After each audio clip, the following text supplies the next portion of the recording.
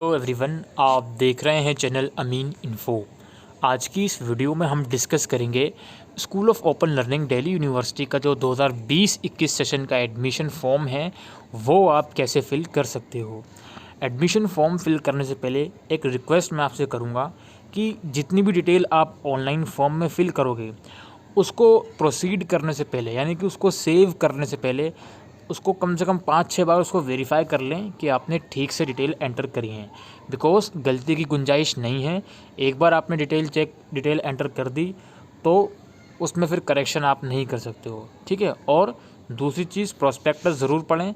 इसमें आपके सब्जेक्ट्स की जानकारी है और मैंने सब्जेक्ट्स के ऊपर एक वीडियो बनाई है कि किन कोर्सेज में कौन कौन से सब्जेक्ट्स आपको पढ़ने को मिलेंगे। खासकर बीए प्रोग्राम वाले उस वीडियो को ज़रूर देखें और बाकी कोर्सेज़ वाले भी ज़रूर देखें, ताकि आपको जब आप सब्जेक्ट डिसाइड करें, सब्जेक्ट चूज़ करें फॉर्म फिल करते टाइम, तब आपको आसानी हो। तो फॉर्म फिल करने के लिए पहले हम आएंगे न्यू यूज़र पर। यहाँ पर जैसे कि आपको पता है, आपको आपकी ईमेल आईडी, आपका नाम, मोबाइल नंबर और जेंडर और एक कैप्चा कोड है। इन सब चीज़ों को एंटर करके आपको सेव बटन पे क्लिक करना है। फिर एक ऐसा विंडो शो होगा कि you have successfully registered and your login information will be send to your mobile and email ID. अच्छा, इसको हम ओके कर देंगे। तो यहाँ पर देखिए, आपकी स्क्रीन पर ही आपका पासवर्ड शो होगा, ठीक है। इस पासवर्ड को आप नोट डाउन करके रख लीजिएगा। अब हो सकता है आपके मेल के ऊपर आया ना हो, यानी कि आपको मेल नहीं आया हो पासवर्ड का, लेकिन इमीडिएट जो स्क्रीन शो होगी वहाँ पर भी आपका पासवर्ड शो होगा। तो इसको ज़रूर से नोट डाउन करके रख लीजिएगा। अब कई बच्चों को मेल नहीं आया है पासवर्ड का, ठीक है। वो क्या कर रहे हैं, अब उन्होंने इस चीज़ को भी नोटिस नहीं करा कि जब हम उसको सेव करते हैं तो इमीडिएटली पासवर्ड यहाँ पे शो होता है। तो उनको क्या करना होगा, उनको फिर दूसरी आईडी से दोबारा रजिस्टर करना होगा। बिकॉज़ उनको पासवर्ड तो याद है नहीं, और अगर पासवर्ड याद नहीं है तो वो लॉगिन नहीं कर पा रहे हैं। और अगर वो फॉरगेट पासवर्ड की कोशिश कर रहे हैं तो ओटीपी नहीं आ रहा। तो पहले आप फॉरगेट पासवर्ड की कोशिश कर लीजिएगा। अगर उसके बावजूद भी ओटीपी नहीं आता है तो फिर नई ईमेल आईडी से आपको दोबारा से रजिस्ट्रेशन करना पड़ेगा। तो अब हमको वापसी लॉगिन वाले पेज पे आना है। पहले हमने न्यू यूज़र पे क्लिक किया था, अब हम करेंगे रजिस्टर्ड यूज़र पर, बिकॉज हम रजिस्ट्रेशन कर चुके हैं।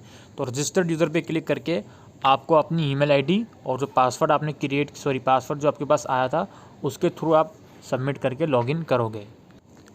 अब यहाँ लॉगिन हो चुका है। अब समझिए स्टेप। सबसे पहले आपको कोर्स सेलेक्ट करना है, जिस भी कोर्स के लिए आप अप्लाई करना चाहते हो, ठीक है।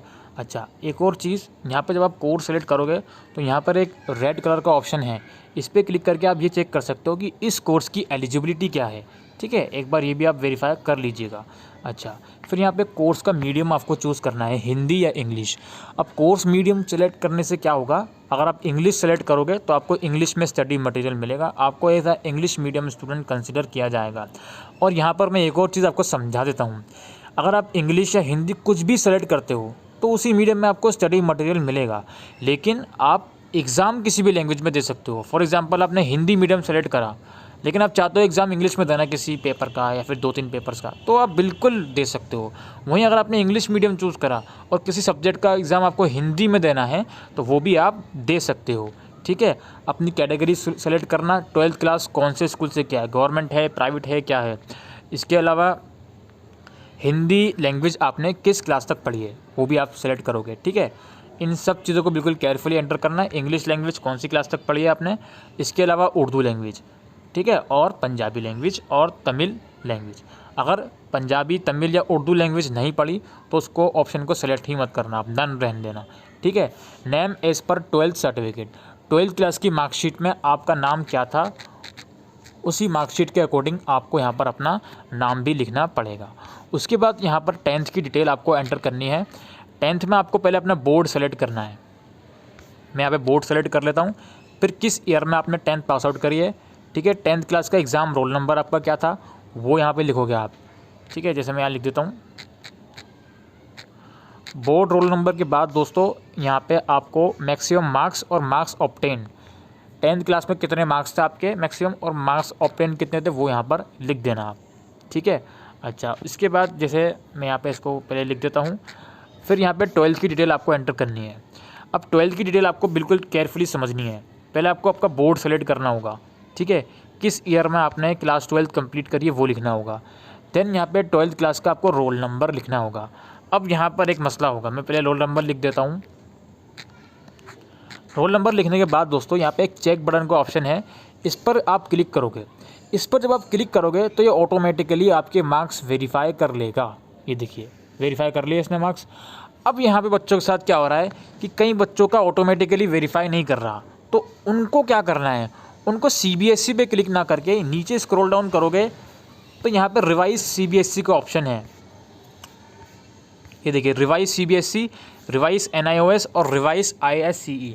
ठीक है, अगर आप NIOS के भी स्टूडेंट हो, आपके मार्क्स वेरीफाई नहीं कर रहा तो आपको रिवाइज NIOS पे सेलेक्ट करना है और आप मैनुअली अपने मार्क्स खुद लिख सकते हो। ठीक है, सिमिलरली CBSE के लिए भी और ISCE के लिए भी। ठीक है, अच्छा, क्योंकि दोस्तों मैं अपनी तरफ से नहीं कह रहा हूँ, यहाँ पर लाइन लिखी हुई है कि if your board is not enlisted, sorry, if your result of CBSE NIOS is not being verified during filling the form, you are required to apply through revise CBSE। खुद नोट यहाँ पर लिखा हुआ है, इसीलिए मैं आपको ये बता रहा हूँ। ठीक है, अच्छा, और वहाँ पे लिख देना स्कूल कोड और सेंटर कोड जो कि आपके एडमिट कार्ड में होता है। इसके बाद सब्जेक्ट, यहाँ पे बताया जा रहा है कि क्लास 12th में जो आपने इंग्लिश पढ़ी है वो इंग्लिश कोर थी, इलेक्टिव थी या फंक्शनल थी, वो आप चूज़ करोगे। ये सब चीज़ें काम आएंगी आपके थ्रू आउट योर ग्रेजुएशन, इसीलिए ये लोग पूछ रहे हैं। जितने आपके मार्क्स थे वो लिख दोगे यहाँ पे। ठीक है, इंग्लिश में कितने मार्क्स थे आपके वो लिख दोगे। देन हम यहाँ पर इसको अब जो ये सेव बटन का ऑप्शन है इस पर क्लिक कर देते हैं, तो इस तरीके से आपकी पर्सनल डिटेल सेव हो जाएंगी। अब यहाँ पर आपको और ऑप्शन सेलेक्ट कर रहे हैं, आपको अपना कैंपस यहाँ पे चूज़ करना है। ठीक है, नॉर्थ या साउथ। अच्छा, कैंपस चूज़ करने से क्या होगा, यहाँ पे समझिए, Delhi university school of open learning के मेनली 2 कैंपस हैं, नॉर्थ है और साउथ कैंपस है। यहाँ पर अगर आप नॉर्थ कैंपस चूज़ करते हो तो कोई भी अगर आपको काम पड़ता है तो उसके लिए आपको नॉर्थ कैंपस जाना पड़ेगा। अगर साउथ चूज़ करते हो तो साउथ कैंपस जाना पड़ेगा। लेकिन कुछ काम ऐसा है जो केवल नॉर्थ कैंपस में ही होता है, कुछ वर्क ऐसे हैं जो केवल नॉर्थ कैंपस में ही होते हैं, लाइक आपको पेपर रीचेक करवाना है एग्ज़ाम के बाद, तो वो सब चीज़ें केवल नॉर्थ कैंपस में ही होती हैं। तो ऐसा मैं आपसे रिकमेंड करूँगा कि आपके नियर बाय जो एरिया पड़ता है एक बार एड्रेस चेक कर लीजिएगा, साउथ का और नॉर्थ का गूगल पे, उसके बाद इसको आप चूज़ कर सकते हो। वैसे कोई इसमें बड़ा इशू नहीं है, आप जो भी आपका मन करे वो चूज़ करिए। देन यहाँ पे और डिटेल आपको एंटर करनी है, नाम, डेट ऑफ बर्थ, इसके अलावा फर्स्ट नेम और लास्ट नेम लिख देना अपना। देन हिंदी में भी आपको अपना नाम लिखना पड़ेगा। फिर नीचे आओगे तो फादर का नाम आपको लिखना है, जो कि ऑटोमेटिकली दिखाएगा भी यहाँ पे। ठीक है, और फादर नेम हिंदी में भी लिख देना। इसके बाद अपना एड्रेस लिखोगे, complete address, pin code area का, सिटी लिखोगे आप, स्टेट लिखोगे, अपना मोबाइल नंबर दोबारा लिख देना, जेंडर चूज़ करना। उसके बाद ईमेल आईडी आपको लिखनी है अपनी। ठीक है, ईमेल आईडी यहाँ पे प्रोवाइड कर देना, और आप सिंगल हो अनमेरिड हो वो यहाँ पे चूज़ करना है। बैंक होल्डर, बैंक की डिटेल आपको देनी है। अब बैंक की डिटेल क्यों देनी है, बैंक की डिटेल जनाब इसलिए देनी है बिकॉज कई बच्चे एडमिशन लेने के बाद एडमिशन कैंसिल करते हैं, तो भाई जब एडमिशन वो कैंसिल करेंगे 15 दिन के अंदर अगर, तो 500 रुपये डिडक्ट होकर उनको फ़ीस रिफ़ंड करी जाती है। ठीक है, और रिफ़ंड कहाँ जाएगी, जो डिटेल आप यहाँ दोगे, इसलिए ये लोग बैंक की डिटेल मांगते हैं। ठीक है, अच्छा, एम्प्लॉयमेंट स्टेटस आपका क्या है वो आपको यहाँ पे चूज़ करना है। ठीक है, डिफेंस एम्प्लॉय हो या नहीं, अगर हो तो येस कर देना। ग्रॉस एनुअल फैमिली इनकम आपकी कितनी है वो यहाँ पे चूज़ करना अपने अकॉर्डिंग, और फ़ी कंसेशन लेना चाहते हो या नहीं उसका ऑप्शन है। ठीक है, तो वो भी आप अपने अकॉर्डिंग चूज़ कर सकते हो। इसके अलावा सेलेक्ट द फाइनेंशियल असिस्टेंस लेना चाहते हो या नहीं वो चूज़ करना है। डॉक्यूमेंट नंबर, डॉक्यूमेंट आपको प्रोवाइड करना पड़ेगा फाइनेंशियल असिस्टेंस के लिए, उसका नंबर ये लोग मांग रहे हैं वो लिख देना। ठीक है, और डॉक्यूमेंट इशू डेट, किस डेट को डॉक्यूमेंट इशू किया गया है उसकी डेट। आधार कार्ड नंबर आपको लिखना है यहाँ पे अपना। बुक बैंक की फैसिलिटी लेना चाहते हो या नहीं वो है। उसके बाद कंप्यूटर की नॉलेज आपको है, येस या नो कर देना जो भी आपको पता है। इंटरनेट यूज़ करते हो, हाँ या ना जो भी है। कंप्यूटर है घर में आपके वो लिख देना आप, और क्लास 12 किस स्ट्रीम से किया है वो लिख देना, और आपका ब्लड ग्रुप क्या है और RX फैक्टर क्या है वो लिख देना। ठीक है, अच्छा, स्टडी मटेरियल आपको हार्ड कॉपी में चाहिए, किस फॉर्म में चाहिए तो वो लिख देना। ऑब्वियसली हार्ड कॉपी यहाँ पे चूज़ करना। ठीक है, अगर पढ़ने वाले बच्चे हो तो बेसिकली ये सब चीज़ें एंटर करने के बाद फिर यहाँ पे आपको नीचे सेव बटन का ऑप्शन मिलेगा, इस पर क्लिक करना। उसके बाद जो अगला स्टेप होगा दोस्तों वो सब्जेक्ट सिलेक्शन का होगा। अब इस स्टेप को चूज़ करने से पहले मैं आपसे बार बार कह रहा हूँ कि वो वीडियो ज़रूर देखिएगा और प्रोस्पेक्टस भी पढ़िएगा। मैं यहाँ पर BA honours political science choose करके आया हूँ, जिसमें फर्स्ट सेमेस्टर में आपके 2 कोर पेपर होंगे जो कि आपके सामने दिख रहे हैं। एक आपको एबिलिटी इन्हांसमेंट में से चूज़ करना है, ठीक है। तो जो भी आप अपने अकॉर्डिंग हो तो चूज़ कर सकते हो, राइट। अब यहाँ पर एक चीज़ समझनी है, एबिलिटी इन्हांसमेंट में जो EVS सब्जेक्ट है ये तो आप पढ़ोगे ही पढ़ोगे, चाहे फर्स्ट सेमेस्टर में या सेकंड सेमेस्टर में, ठीक है।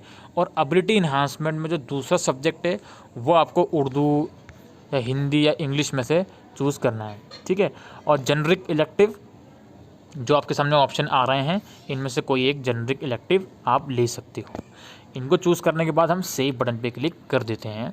Your subject are save successfully, okay. Then further proceed करते हैं, नेक्स्ट पे क्लिक करते हैं। उसके बाद ये आपको शो करेगा कि जो डिटेल आपने एंटर करी है, सॉरी माफ़ कीजिएगा, उसके बाद ये आपको फ़ोटोग्राफ और सिग्नेचर और 10th की मार्कशीट, 12th की मार्कशीट और प्रोविजनल सर्टिफिकेट, कास्ट सर्टिफिकेट और ट्रांसफ़र या माइग्रेशन सर्टिफिकेट, इनकम सर्टिफिकेट और फाइनेंशियल असिस्टेंस, कैंसिल चेक और 12th कंपार्टमेंट। अब आपको सभी डॉक्यूमेंट अपलोड नहीं करना है, टेंशन मत लीजिए। जो आपको मेन डॉक्यूमेंट है वो अपलोड करने हैं, फ़ोटोग्राफ, सिग्नेचर, 10th का सर्टिफिकेट, 12th की मार्कशीट और 12th का प्रोविजनल। अगर प्रोविजनल नहीं प्रोवाइड करता है आपका स्कूल तो ओरिजिनल मार्कशीट अपलोड कर दीजिए। कास्ट सर्टिफिकेट, यदि आप कास्ट चूज़ करके आए हैं OBC वगैरह तो ही अपलोड करोगे। ट्रांसफ़र या माइग्रेशन सर्टिफिकेट आपको अपलोड करना ही है। इनकम सर्टिफिकेट ऑब्वियसली जो फाइनेंशियल असिस्टेंस के लिए अप्लाई कर रहे हैं उन्हीं को अपलोड करना है केवल, ठीक है। और फाइनेंशियल असिस्टेंस सर्टिफिकेट ऑब्वियसली वही अप्लाई करेंगे जो फाइनेंशियल असिस्टेंस की फैसिलिटी लेना चाहते हैं। और कैंसिल चेक या बैंक पासबुक का फर्स्ट पेज, देखिए जो बैंक की डिटेल आपने प्रोवाइड करी है उसका आपकी चेकबुक होगी। चेकबुक को जो चेक होता है उसके ऊपर खाली क्रॉस मार के लिख दीजिए कैंसिल्ड और वो अपलोड कर दीजिए। या फिर आपके पास जो पासबुक है उसका फर्स्ट पेज का जो फ़ोटो है वो लेकर भी वहाँ पर अपलोड कर सकते हैं। और नीचे एक कंपार्टमेंट मार्कशीट का ऑप्शन है, और आपका कंपार्टमेंट का केस है तो उसको आप अपलोड कर दीजिए। तो ये सभी डॉक्यूमेंट अपलोड करने के बाद आपको सेव बटन पे क्लिक करना है। और दोस्तों जब आप यहाँ पे डॉक्यूमेंट अपलोड कर चुके होंगे तो व्यू करके एक बार देख लेना कि आपका डॉक्यूमेंट केयरफुली दिख रहा है, क्लियरली दिख रहा है या नहीं, ठीक है। तो डॉक्यूमेंट अपलोड करने के बाद यहाँ पे फाइनली आप सेव पे क्लिक करोगे तो your document are saved successfully, okay जी। देन दोबारा नीचे आओगे तो नेक्स्ट पे क्लिक करोगे, फिर आपको ये दिखाएगा कि भाई आपने क्या क्या चीज़ें एंटर करी हैं, ठीक है। क्या क्या चीज़ें आपने एंटर करी हैं या अगेन दिखाएगा, और नीचे दिखाएगा कौन कौन से डॉक्यूमेंट्स आपने अपलोड किए हुए हैं। अगेन व्यू पे क्लिक करके आप इसको देख सकते हो। कुछ यहाँ पे काम की बातें लिखी हुई हैं। Please ensure that all information by you is correct. If you want to edit correct the information please click here before your final confirm. तो ये बेसिकली क्लिक हेयर पे क्लिक कर देना अगर आपको अब भी कुछ करेक्शन करनी है। Please make sure that the attached documents are information and correct. If you want to refine any information please click here. तो ये दोबारा बोल रहे हैं कि यार एक बार इन्फॉर्मेशन और डॉक्यूमेंट देख लो करेक्ट हैं, अदरवाइज़ क्लिक हेयर पे करके आप इसको एडिट कर सकते हो, ठीक है। फिर यहाँ पे डिक्लेरेशन है कि हाँ जी जो मैंने इन्फॉर्मेशन दी है वो करेक्ट है, मैंने प्रोस्पेक्टस पढ़ ली है, ठीक है। तो ये सब डिक्लेरेशन आप पढ़ लीजिएगा। देन यहाँ पे आपको इस अंडरटेकिंग पे क्लिक करना है। अब याद रखिएगा दोस्तों, जैसे ही मैं इसको वेरीफाई एंड कन्फर्म पे क्लिक करूँगा उसके बाद आप कोई भी डिटेल एडिट नहीं कर सकते हो, ठीक है। मैं बार बार कह रहा हूँ, बच्चे हमेशा या हर साल ये गलती करते हैं कि सर मैंने फला मिस्टेक कर दी और वेरीफाई कर दिया, अब क्या होगा। तो प्लीज़ आप ऐसी गलती मत करिएगा। खैर मैं इसको वेरीफाई कर रहा हूँ, मैं तो एक डेमो फॉर्म फिल कर रहा हूँ तो मुझे कोई टेंशन नहीं है, लेकिन आपको ज़रूर टेंशन लेनी होगी इस चीज़ की। वेरीफाई के बाद यहाँ पर पेमेंट समरी आपका दिखाएगा, पेमेंट गेटवे सेलेक्ट करके आप पेमेंट कर देना, ठीक है। और कुछ बच्चों के साथ क्या होगा, पेमेंट करने से पहले या बाद में शायद एक पॉपअप विंडो शो होगी कि wait for 5 to 7 days while we approve your document. तो उसमें कोई पैनिक होने की बात नहीं है, वो आपके डॉक्यूमेंट वेरीफाई करेंगे मैनुअली, उसके बाद आपका पेमेंट का लिंक आ जाएगा, कोई इशू नहीं है। पेमेंट करने के बाद आपकी एक पे रिसिप्ट होती है, फ़ी रिसिप्ट होती है, उसको आपको डाउनलोड करके रख लेना है। आपका ID कार्ड भी आपको मिल जाएगा, वो भी आप डाउनलोड करके रख सकते हो, ठीक है। तो यही स्टेप्स होते हैं दोस्तों SOL के फॉर्म में। आई होप ये वीडियो आपको यूज़फुल लगी हो, तो वीडियो को शेयर करिएगा। कोई और फर्दर क्वारीज हो तो इंस्टाग्राम पे कांटेक्ट कर सकते हैं और कमेंट सेक्शन में लिख सकते हैं। अभी के लिए वीडियो में इतना ही।